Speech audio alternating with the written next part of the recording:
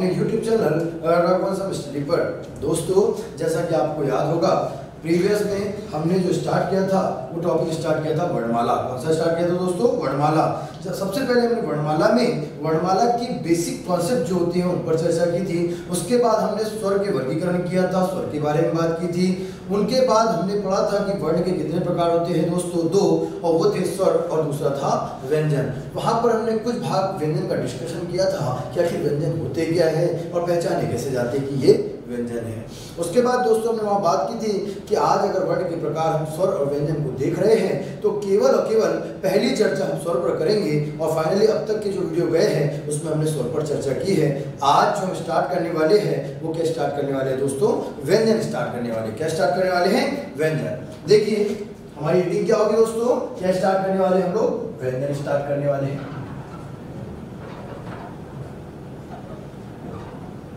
दोस्तों जैसा कि पिछली क्लास में बताया था कि वर्ण के 2 प्रकार होते हैं। कितने प्रकार होते हैं? 2 प्रकार होते हैं, एक तो स्वर और दूसरा व्यंजन। अच्छा, हमने कहा था कि डेफिनेशन लिख रहे हैं लेकिन उसका ये मतलब नहीं कि आप डेफिनेशन को उसको याद कर लो या रट लो। डेफिनेशन जो लिखी गई है उसको जो प्रॉपर कॉन्सेप्ट है उससे कोरिलेट करना है, समझना है कि किससे हम स्वर बोलेंगे और किससे हम व्यंजन। कुछ याद आ रहा होगा दोस्तों, हमने जो डिस्कशन किया था पिछली क्लास में उसमें क्या डिस्कशन किया था कि वर्ण कितने प्रकार के होते हैं दोस्तों? 2 प्रकार के होते हैं। वर्ण 2 प्रकार के होते हैं, एक तो स्वर और दूसरा क्या होता है दोस्तों? व्यंजन होता है। क्या होता है? व्यंजन। हमने क्या बात किया था कि स्वर कौन से वर्ण होते हैं और बताया कि व्यंजन कौन से वर्ण होते हैं। तो स्वर पर हमने बात की थी दोस्तों कि वे वर्ण जो स्वतंत्र रूप से उच्चारित किए जाते हैं, मतलब जिनके उच्चारण करने के लिए किसी और वर्ण की आवश्यकता नहीं होती है, अर्थात प्राण वायु में किसी प्रकार की कोई रुकावट नहीं होती है जब हम इनका उच्चारण करते हैं, तो वे क्या कहलाते थे? स्वर।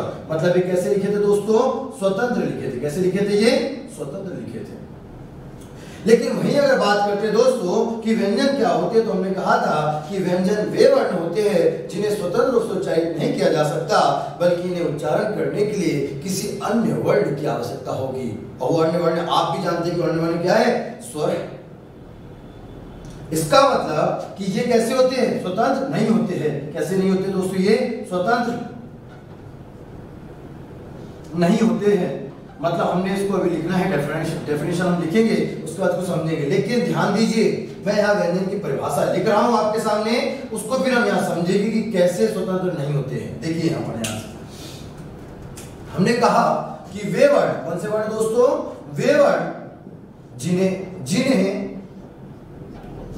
उच्चारण करने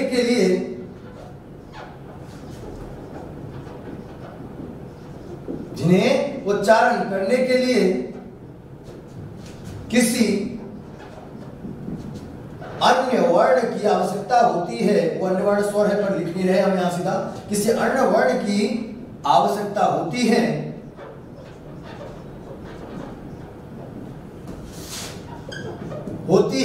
अर्थात होती है वह जिन्हें स्वतंत्र रूप से, कोई बात वापस ही की जा रही है, वह जिन्हें स्वतंत्र रूप से उच्चारित नहीं किया जा सकता,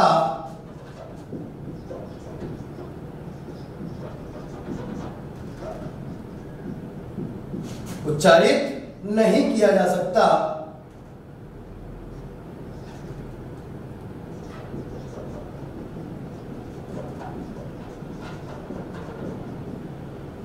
ऐसे वर्ण क्या कहलाते हैं दोस्तों? ऐसे वर्ण व्यंजन कहलाते हैं। ऐसे वर्ण व्यंजन कहलाते हैं।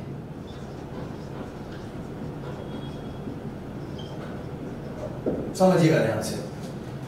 अब बारी आती है कि जो आपने लिखा है उन्हें कैसे समझे। तो देखिए हमने क्या बोला है कि वे वर्ण जिन्हें उच्चारण करने के लिए किसी अन्य वर्ण की आवश्यकता नहीं होती है, वह जिन्हें स्वतंत्र रूप से उच्चारित नहीं किया जा सकता, ऐसे वर्ण व्यंजन कहलाते हैं। क्या कहलाते हैं दोस्तों? व्यंजन कहलाते हैं। हमने कहा था कि कोई भी आप 3 से 4 यहाँ वर्ण लिखिए और वो वर्ण देखिए यहाँ पर कैसे हम बोल रहे हैं। मैंने लिखा उ, मैंने लिखा आई, या और छोटा कोई स्वर लिख लीजिए, ई लिख लीजिए। मैंने बोला का, मैंने बोला ने, मैंने बोला की। अब आपको ये तय करना है कि यहाँ पर दिए गए वर्ण में कौन स्वर है, कौन व्यंजन है। अगर इन चीज का डिसीजन हमें लेना है तो हमें किस चीज की बात ध्यान रखना, कौन सी बात हमें ध्यान रखना होगा दोस्तों।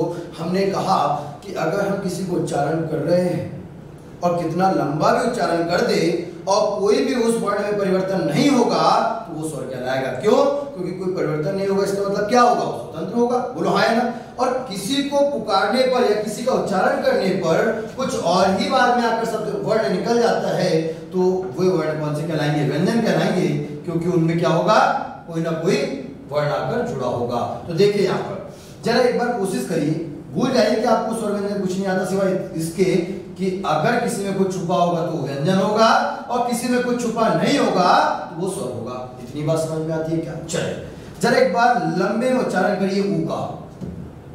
ऊ कितना लंबा भी करोगे दोस्तों, आप खुद करके देखिए, अंतिम रूप में ऊ का ऊ ही आएगा। बोलो हाँ या ना? अरे हाँ कि ना। मैं बात करता हूं दूसरा जो ले लीजिए आप, ई को ले लीजिए। किसको ले लीजिए? ई को। मैंने कहा बोलिए ई, बहुत लंबा उच्चारण करिए ई का। आपने उच्चारण किया ई, क्या ये ई ऊ बन गया? क्या ये ई ऊ बन गया? ना जी, जितना भी लंबा आप उसका उच्चारण करोगे ई का हमेशा आखिरी तक भी क्या बना रहेगा? ई। ये बोल नहीं रहा हूं, ये मैं कह नहीं रहा हूं, ये आप खुद करके देखें, कितना लंबा भी आप बोले ई का ई रहेगा। बोलो हाँ या ना। जरा एक बार इसको बोलते हैं, बोलिए का। आपने स्टार्ट किया था क से, जरा एक बार देखिए तो क से, और जब लंबा बोलते गए तो आखिरी में क्या उच्चारण होने लग गया है? आ क। इसका मतलब 100% ये तय है दोस्तों कि इसके साथ कुछ ना कुछ तो जुड़ा है, वो जुड़ा क्या है? आ। अगर ऐसे में ने की बात करता हूं, किसकी बात करता हूं? ने की बात करता हूं दोस्तों, तो मैंने ने का उच्चारण करना है। मैंने ने से स्टार्ट किया, ने, तो पहली बार में जब मैंने बोलना स्टार्ट किया तब तो ना आया था, पर जैसे बोलना स्टार्ट किया ने, ये ए आ गया। अरे देखो ना जी, खुद बोल कर देखिए, अपने आप समझ में आता है। अगर मैं बात करूं इसकी कि इसको जरा बोल के देखें, तो आपने की से स्टार्ट किया, की, ई और ये, इसका मतलब ये इससे मिलके बना है। इसका मतलब ये समझ में आ गया सर कि क्या, कि वे वर्ण जो स्वतंत्र रूप से उच्चारित हो रहे हैं, मतलब जिनको और किसी की जरूरत नहीं पड़ रही है, ऐसे जितने भी वर्ण होंगे वो किस में काउंट किए जाते हैं? स्वर में। तो बचे हुए सब किसमें आएंगे? व्यंजन में। तो बचे हुए क्यों बोले? हमें जब अच्छे से पता है कि वे वर्ण, सुनिएगा, वे वर्ण जिन्हें उच्चारण करने के लिए, ये उच्चारण किया आपके सामने मैंने, जिन्हें उच्चारण करने के लिए अर्ण वर्ण की आवश्यकता होती है। अन्य वर्ण कौन सा है यहाँ पर? इसके लिए ये, इसके लिए ये, इसके लिए ये। देखिए इसको, देखिए इसको, देखिए कोरिलेशन करिए। सीखना इसी को कहते हैं दोस्तों, सीखना इसी का नाम है। समझ में आ रहा है कि आप लिख रहे हैं और चीजों को सिर्फ याद कर रहे हैं, याद नहीं करना, दिखना चाहिए। वह जिन्हें स्वतंत्र रूप से उच्चारित नहीं किया जा सकता, इस क को बिना आ की मदद से उच्चारित नहीं कर सकते। इस ने अगर आपको लिखना है और बोलना है, बिना ए की इजाजत, मतलब बिना ए के सपोर्ट को इसको नहीं बोल सकते। अगर हम की बात करते हैं दोस्तों, तो बिना ई के सपोर्ट के हम की को नहीं बोल सकते। इसका मतलब जिन्हें स्वतंत्र रूप से उच्चारित नहीं किया जा सकता, ऐसे वर्ण व्यंजन कहलाते हैं। क्या कहलाते दोस्तों? तो ये बात समझ में आती है कि स्वर क्या है, व्यंजन क्या है, यहाँ तक क्लियर हुई। ये बात हमने पिछले वीडियो में भी कर चुके थे जब हमने शुरुआत किया था वर्णमाला का।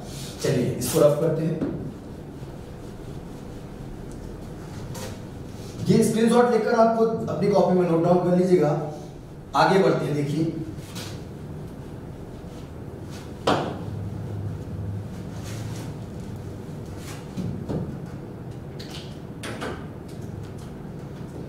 ये लिखा है दोस्तों व्यंजन की। हम लाइन लिखने वाले हैं कि व्यंजन की जो वर्णमाला है उसको कैसे लिखते हैं। देखिए यहाँ पे ये लिखा है क,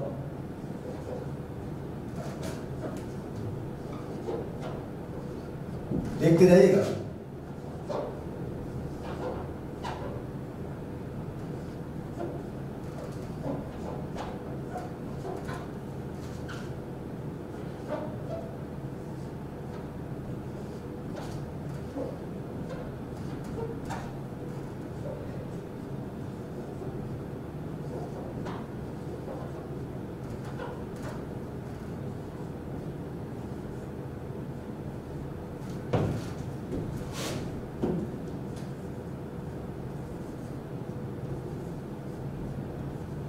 ये आपके सामने व्यंजन की वर्णमाला लिखी हुई है दोस्तों। क्या लिखी हुई है?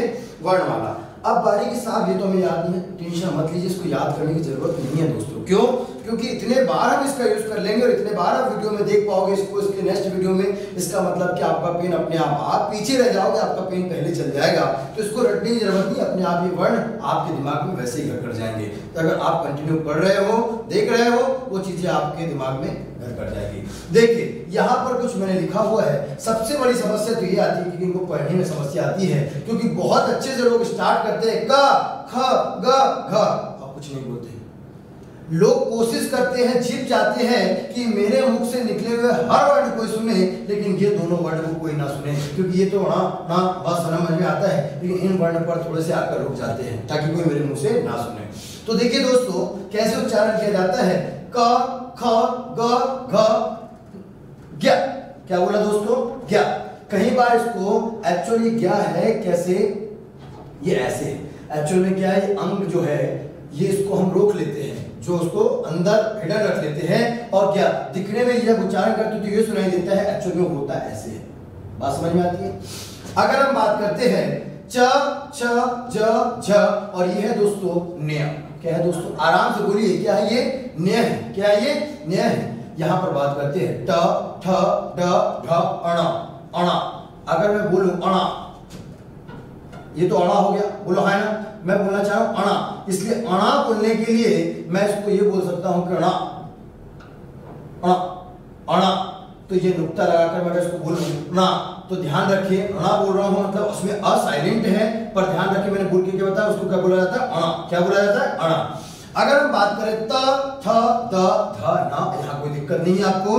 प फ ब भ और म, यहाँ पर भी आपको कोई दिक्कत नहीं है दोस्तों। बात आती है क ख ग, या ये जो भी लाइन लिखी हुई है इनको और कुछ कहा जाता है क्या? तो देखिए यहाँ पर जो क है इसको कहा जाता है दोस्तों क वर्ण। कौन सा वर्ण? क वर्ण कहा जाता है। क्या कहा जाता है दोस्तों?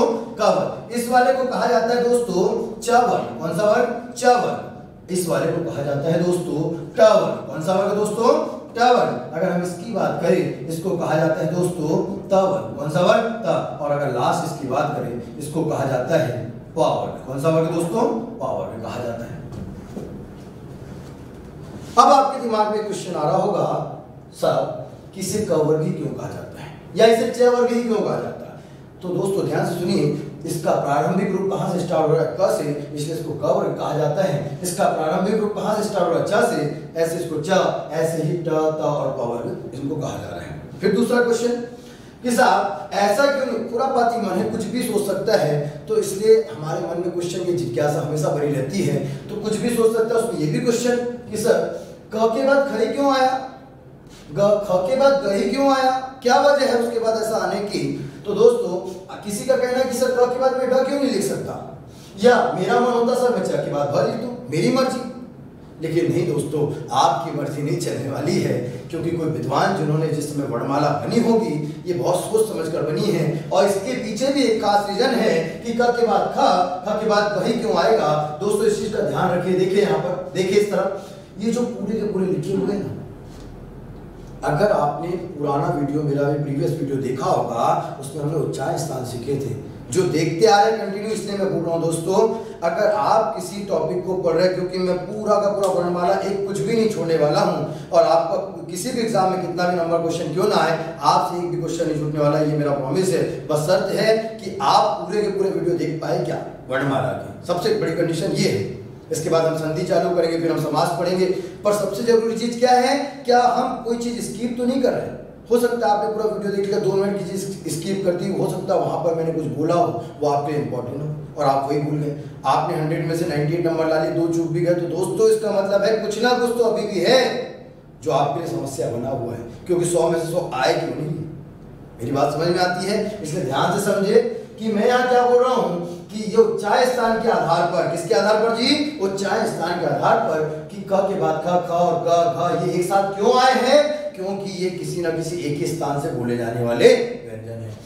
ट ठ ड ढ न ये पूरे के पूरे एक साथ क्यों आए हैं, तो इसका मतलब है कि पूरे के पूरे एक ही उच्चारण स्थान से बोले जा रहे हैं। मैंने पूछा, बताइए दोस्तों, प भ भ भ म एक ही ये एक ही साथ क्यों आए हैं? क्या होगा आपका जवाब? आपका जवाब होगा दोस्तों कि साहब ऐसा है कि ये सभी के सभी जो है वो किसी न किसी एक उच्चारण स्थान से बोले जा रहे हैं, इसलिए इनको किस हमेशा रखा हुआ है, एक साथ रखा हुआ है। क्या ये बात समझ में आती है आपको? चलिए दूसरी चीज, बेसिक जब हम स्टार्ट करते हैं कोई भी चीजें तो हम पहले आपसे बात करते हैं कि यहाँ पर कुछ छिपा है, क्वेश्चन छिपे हुए हैं क्या, पहले उनको निकाल लेते हैं, उसके बाद हम व्यंजन का वर्गीकरण पढ़ते हैं। ऐसा नहीं हो कि डायरेक्ट हम व्यंजन का वर्गीकरण के व्यंजन 5 प्रकार के होते हैं, 4 प्रकार के होते हैं, स्पर्श व्यंजन, अंतस ना दोस्तों, ये तो सब बात की बातें हैं, ये तो सब बाद में आता है। पहले जो दिख रहा है ना इसको तो देख लेते हैं, इसमें क्या क्या छुपा हुआ है, क्योंकि आधे क्वेश्चन तो यहीं से बन जाते हैं, बात समझ में आती है। इसलिए ध्यान रखें, कोई चीज स्किप ना करें, ध्यान से पढ़े और समझे।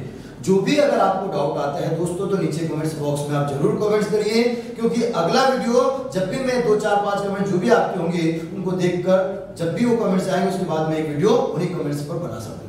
तो इसलिए ध्यान रखें, कोई भी डाउट को पालना नहीं है, लंबे समय तक रखना नहीं है, जो भी डाउट हो उसको तुरंत क्लियर करिए आप लोग। देखिए ये बात समझ में आई, कवर चावर टावर। अब क्वेश्चन क्या है दोस्तों? क्वेश्चन ये है कि हर वर्ग का पहला अक्षर कौन सा है? मैंने कहा क वर्ग का प्रथम अक्षर कौन सा है? क है, बोलो हाँ है ना। मैंने कहा क वर्ग का द्वितीय अक्षर कौन सा है? ख है। मैंने कहा क वर्ग का चतुर्थ अक्षर कौन सा है? ख है। चतुर्थ क्यों? क्योंकि कौन से नंबर पर आ रहा है? चौथे नंबर पर। मैंने बोला क वर्ग का दूसरा अक्षर कौन सा है? पहला, दूसरा क्या होगा? ख। क्या होगा दोस्तों?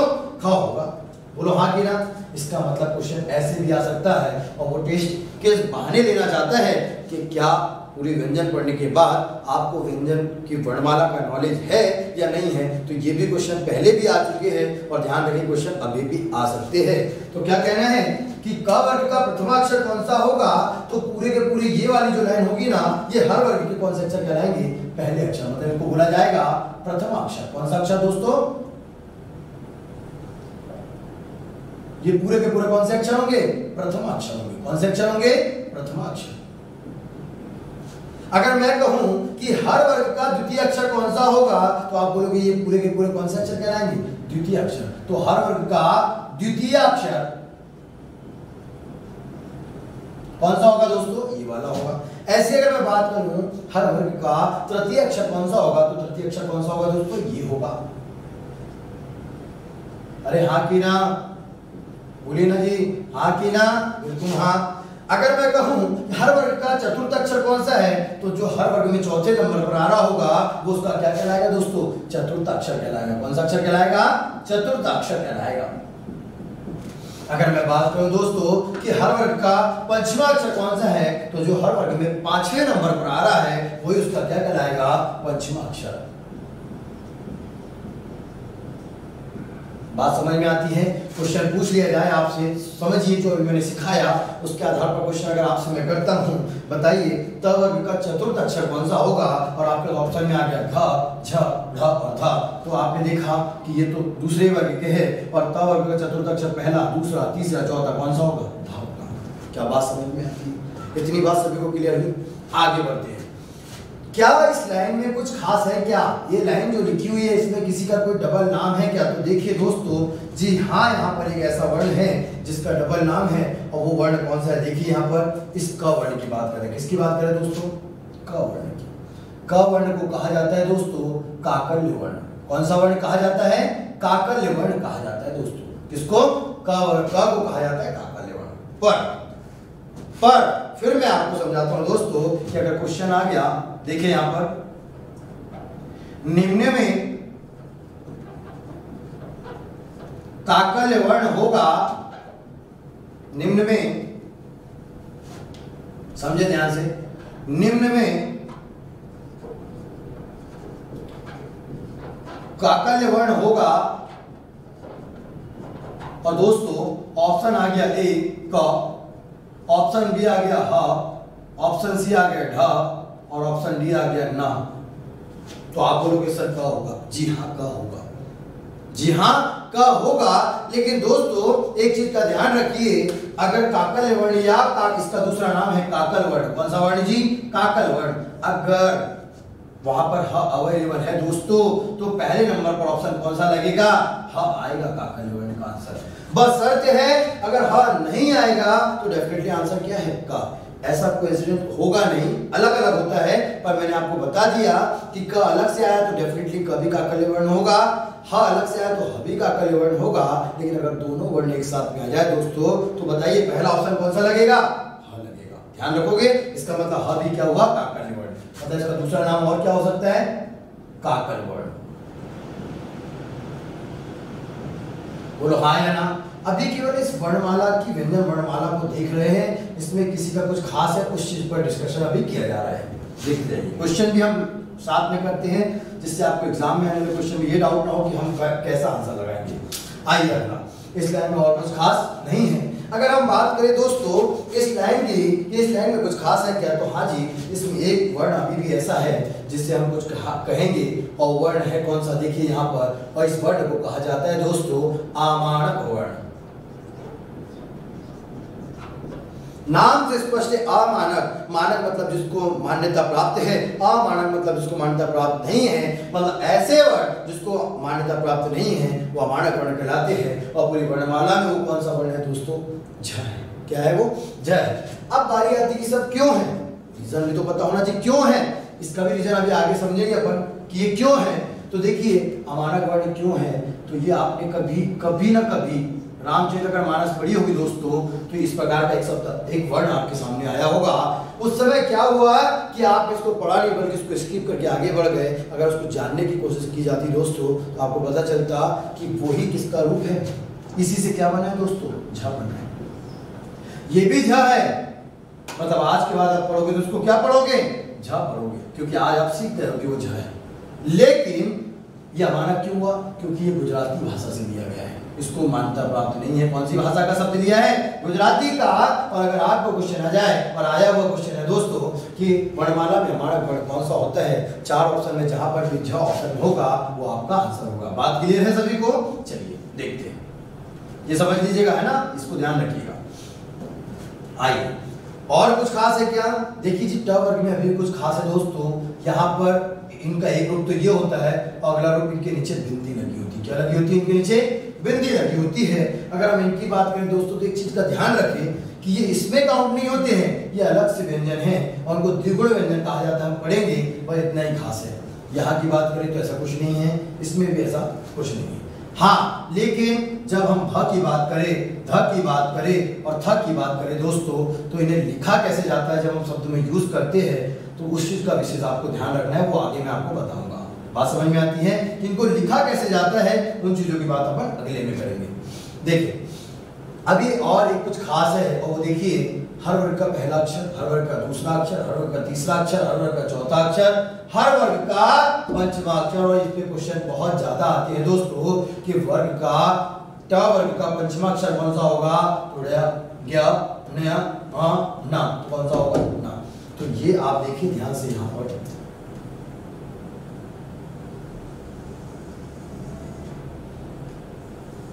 अगर आपसे पूछा जाए कि वर्ग का पंचमा अक्षर कौन सा होगा, तो वर्ग का पंचमा अक्षर का जो युग्म है दोस्तों वो क्या है? यहां पर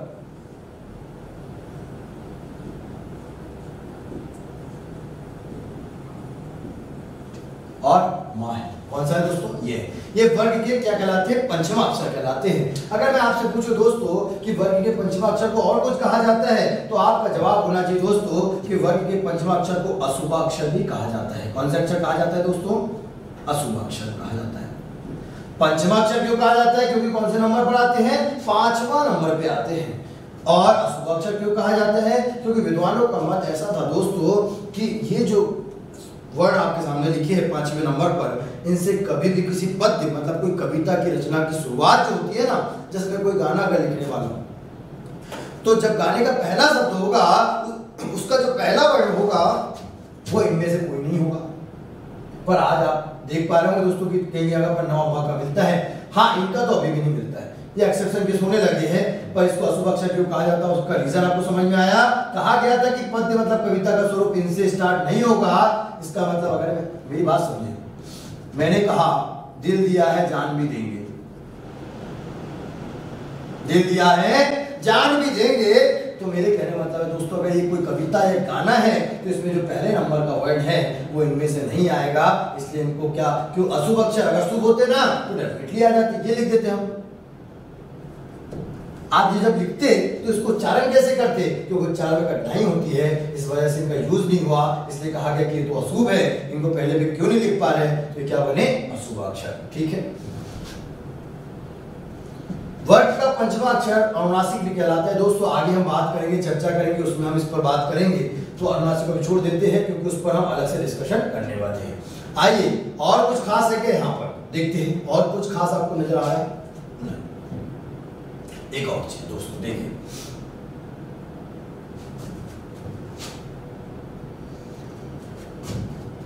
हम जो बात कर रहे थे यहाँ पर भा, था और था, दोस्तों ये जब लिखे जाते हैं ना तो ऐसे लिखे जाते हैं।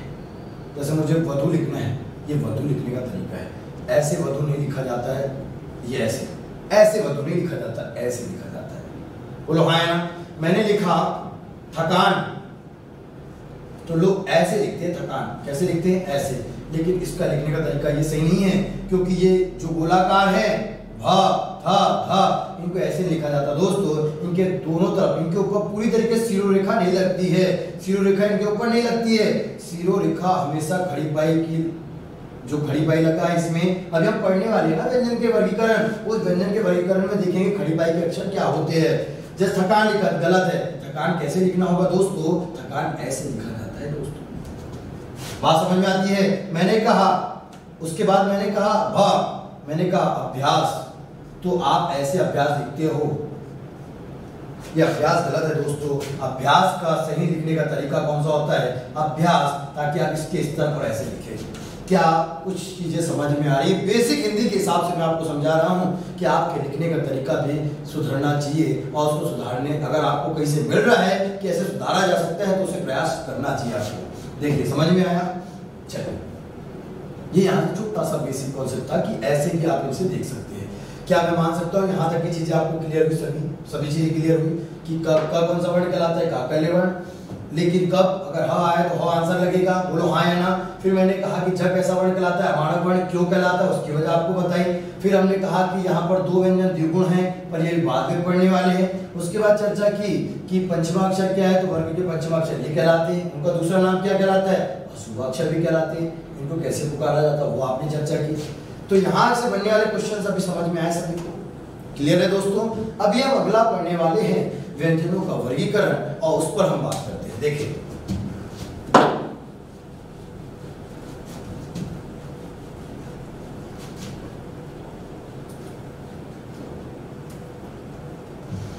दोस्तों, अगर हम व्यंजनों के वर्गीकरण की बात की जाए, किसकी बात कर रहे हैं, व्यंजन के वर्गीकरण की,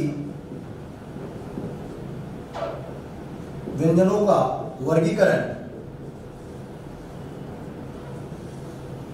तो ध्यान दीजिए हम दो प्रकार से व्यंजनों का वर्गीकरण करेंगे। उसमें हम एक एक करके चीजों को समझेंगे, सीखेंगे, उसके उच्चारण स्थान देखेंगे, उसके बाद आगे बढ़ेंगे। तो इसमें जो पहला जो ए होगा उसमें हम क्या पढ़ने वाले, देखिए सबसे पहले रचना के आधार पर, क्या बोला दोस्तों, रचना के आधार पर व्यंजन का वर्गीकरण।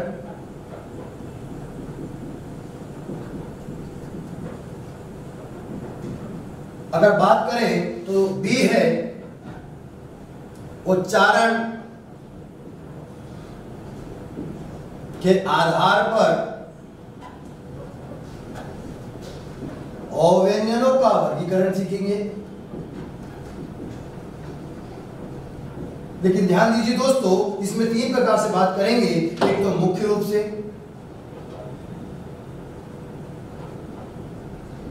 दूसरा अड्डी रूप से, और तीसरा विशेष उच्चारण रूप से। किससे जी, विशेष उच्चारण रूप से। इसमें सभी डिवाइड कर देंगे हम लोग विशेष उच्चारण रूप से। इसको देख के घबराइए नहीं, अभी जब हम एक एक करके पढ़ेंगे तो आपको अपने आप समझ में आ जाएगा क्या करने वाले हैं। तो यहाँ पर आपको समझ में आया कि व्यंजनों का वर्गीकरण हम करने वाले हैं दोस्तों, और वो दो प्रकार से करेंगे। पहला रचना के आधार पर व्यंजनों का वर्गीकरण, और दूसरा उच्चारण के आधार पर व्यंजनों का वर्गीकरण। दोस्तों अब हम बात करते हैं, अभी हम बी को छोड़ते हैं, केवल और केवल किस पर कंसंट्रेशन करते हैं, ए पर, कि रचना के आधार पर व्यंजनों का वर्गीकरण कैसे होगा। तो देखते उसी को पढ़ते हैं, इसको जस्ट इसके बाद हम लेंगे।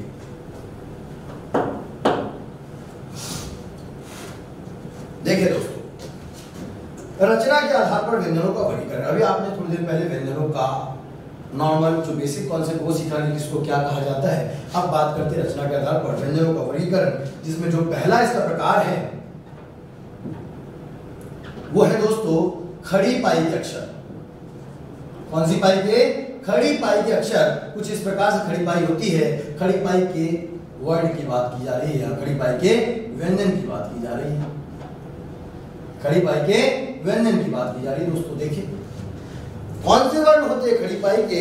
वे वर्ण जिनमें खड़ी पाई लगी होती है, वे वर्णमाला के पूरे व्यंजन रचना के आधार पर खड़ी पाई के व्यंजन कहलाते हैं। कैसे कहलाते हैं जी? खड़ी पाई के व्यंजन कहलाते हैं। देखिए जैसे एग्जांपल में लिखता हूं आपके सामने। मैंने क्या लिखा दोस्तों? यहाँ पर मैंने लिखा ख। क्या लिखा दोस्तों? ख। उदाहरण देखिए,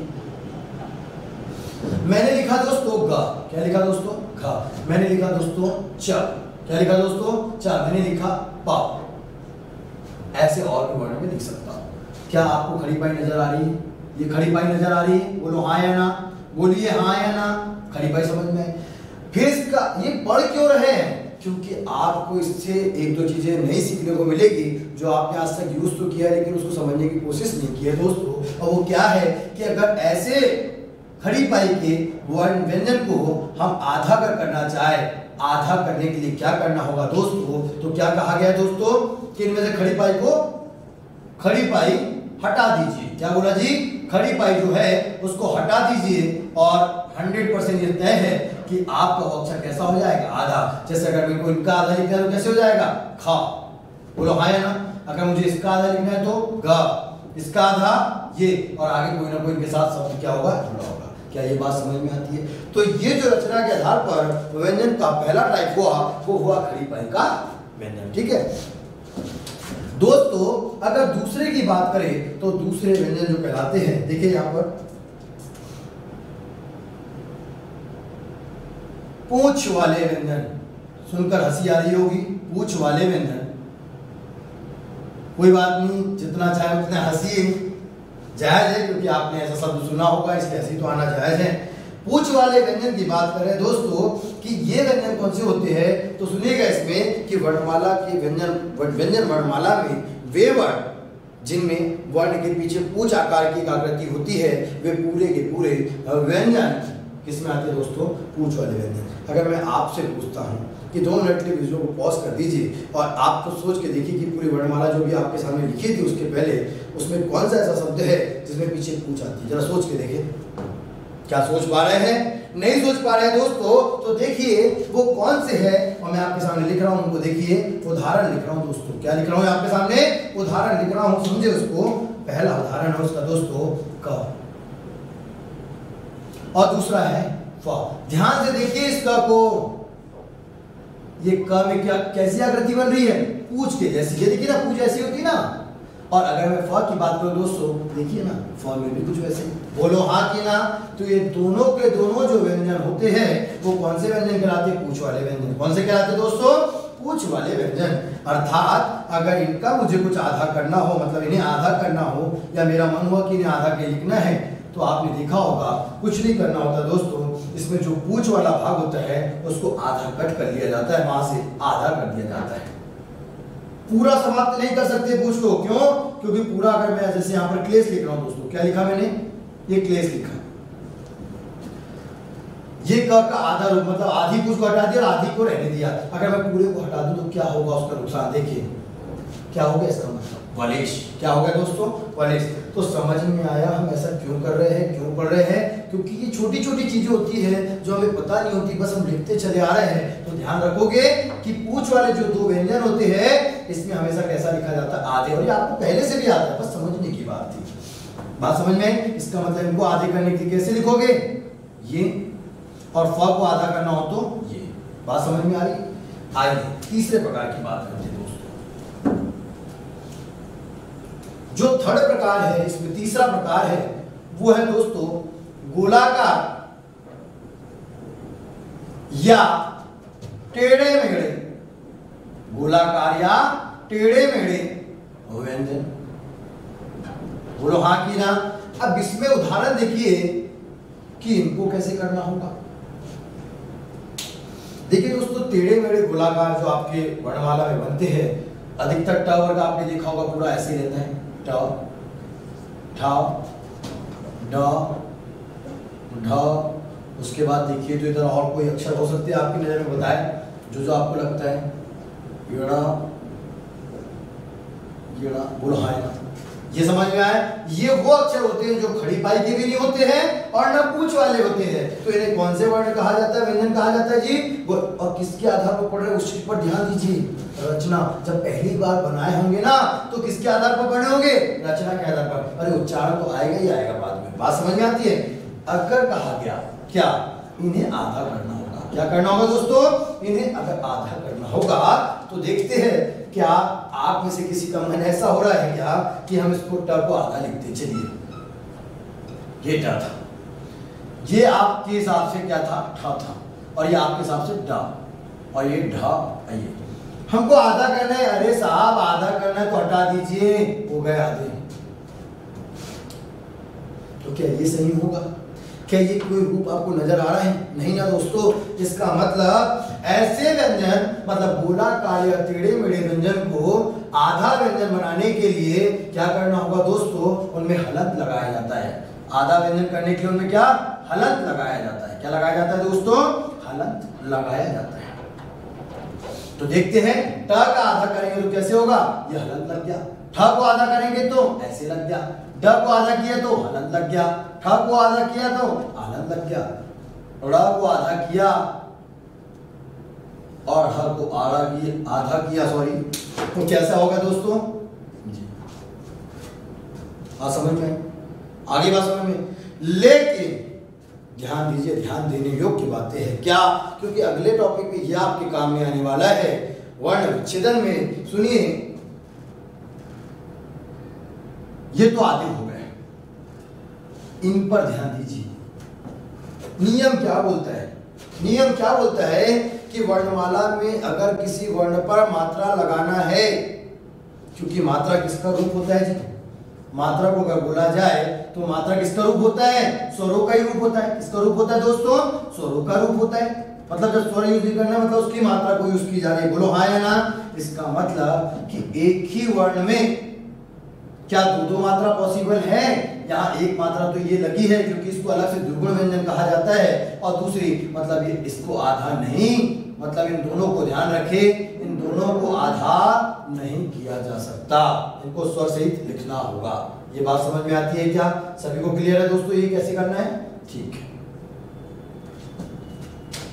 तो ये गलती मत करिएगा कि ठ ढ इनको बीच में से आपने अलग कर दिया, ऐसा पॉसिबल नहीं है। तो ये द्विगुण व्यंजन है, एक ही में दो मात्रा नहीं हो सकती। अगर किसी को यहाँ से ऐसे समझ में नहीं आया तो चलिए मैं यहाँ पर कुछ लिख रहा हूँ। मैंने लिखा खेल, खेलना। आपने देखा होगा दोस्तों, इसमें एक मात्रा पहले से लगी है, इसमें भी एक मात्रा पहले से लगी है। मेरा मन हुआ कि मुझे इसके साथ ऊ भी जोड़ देता हूँ। कैसे पढ़ोगे इसको? नहीं पढ़ पाओगे, अशुद्ध हो गया। क्यों हुआ इसकी वजह समझ में आया? क्योंकि साहब नियम तो नियम है और हर जगह एक ही जैसा लगेगा कि एक ही वर्ण के साथ दो दो मात्रा एक साथ लिखना पॉसिबल नहीं है, और इसीलिए इनको क्या करोगे, यहाँ पर कोई भी आधा वर्ण, इसको आधा वर्ण में कभी कन्वर्ट नहीं करोगे। ये बात क्लियर है सभी को? चलिए दोस्तों, आगे बढ़ने से पहले एक छोटा सा पॉइंट जो पिछली क्लास में किया था उस पर जरा ध्यान दे दीजिए, कहीं गलत ना समझाओ, आपने उसका कोई गलत मीनिंग ना निकाला हो, उसकी बात कर लेते हैं। देखिए क्या था वो। मैंने कहा था दोस्तों, क्या कहा था कि सार्थक वर्णों के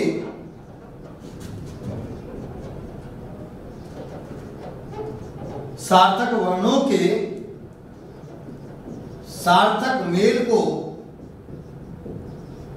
शब्द कहा जाता है।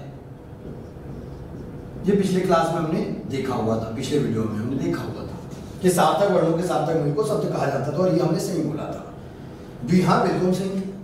लेकिन फिर क्वेश्चन उठता होगा क्या कि साहब आपने वर्ण को सार्थक क्यों बोला? आपने वर्ण को सार्थक क्यों बोला? क्योंकि वर्ण का तो कोई अर्थ ही नहीं होता है। हाँ जी, बिल्कुल सही बात है। क्या कि वर्ण का अपना कोई अर्थ, वर्ण का कोई अर्थ नहीं होता, वर्ण का कोई अर्थ नहीं होता है।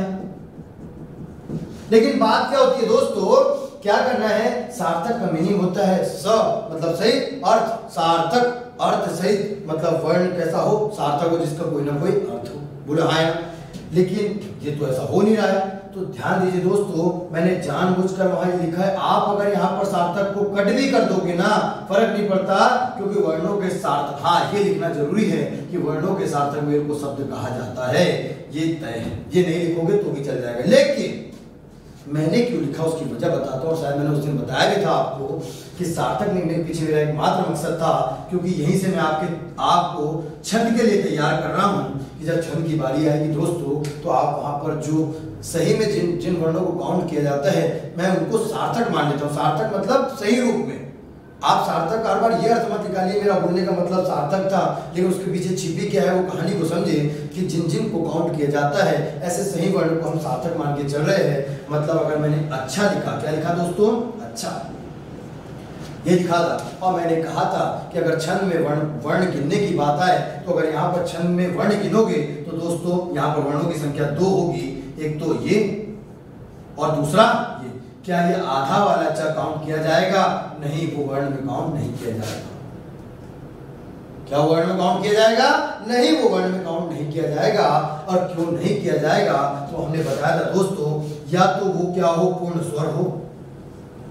अगर छंद में आपको वर्णों की संख्या गिनना हो तो उसके लिए कंडीशन क्या है, या तो पूर्ण स्वर हो, जैसे अ हो, ई हो, आदि जितने भी आपके 11-13 स्वर वो हो, या तो स्वर सहित, या स्वर सहित क्या हो दोस्तों, व्यंजन हो, जैसे मैंने लिख दिया ख, मैंने लिख दिया चे, मैंने लिख दिया की, ये हो आदि। लेकिन स्वर रहित अगर होंगे, मैंने कहा अगर स्वर रहित, यहां लिख देता हूं आपके सामने, अगर मैंने कहा दोस्तों कि अगर स्वर रहित हो जाएगा ना, जैसे ये च हो गया आधा, आधा प हो गया, तो इन्हें वर्ड में काउंट नहीं किया जाता है। तो मेरी चीजों का कोई गलत अर्थ ना निकालिए।